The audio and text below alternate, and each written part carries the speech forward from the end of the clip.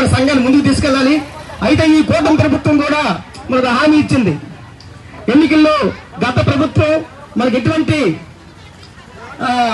స్పందన కూడా లేదు. చాలా కార్యక్రమాలు చేశాం. రాష్ట్ర వ్యాప్తంగా నేను నిన్నాను, హనుమంతరావు గారు మేము అందరూ కలిసి ఎన్నోసార్లు అతను కలవడానికి అన్ని రకాల ప్రయత్నం చేసినప్పుడు కూడా మన మీద ఎటువంటి ఇది దృష్టి సారించడం లేదు.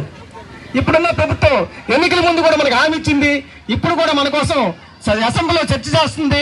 మన ఈ మధ్యనే పత్రికా మూలకంగా మన పవన్ కళ్యాణ్, అలాగే చంద్రబాబు నాయుడు, అలాగే ఈ ముగ్గురు కూడా కూటమి ప్రభుత్వం మన విశ్వ బ్రాహ్మణులకి జనాభా లెక్కల ప్రకారం విశ్వ బ్రాహ్మణ కార్పొరేషన్ ఏర్పాటు చేస్తాం.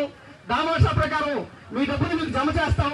అందులో మీకు అన్ని రకాలైన బెనిఫిట్స్ కూడా వస్తాయి.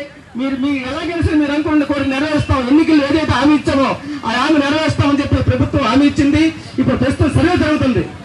భవిష్యత్తులో అయితే ఈ సర్వేలో మనకి ప్రభుత్వానికి కొంత తేడా ఉంది. మనము మొత్తం మన లెక్క ప్రకారం మన రాష్ట్రంలో విశ్వ బ్రాహ్మణ కుటుంబాలు, ప్రజలు, ఓటర్లు 24 లక్షల మంది ఉన్నాం.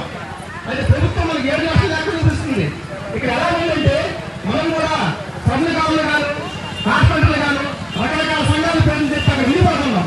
దానివల్ల ప్రభుత్వానికి కూడా సరైన అంశాలు లేక మనం తక్కువ చూపిస్తుంది. భవిష్యత్తులో ఇప్పటికైనా సరే మీరు ఈ మండలాలు ఎవరైతే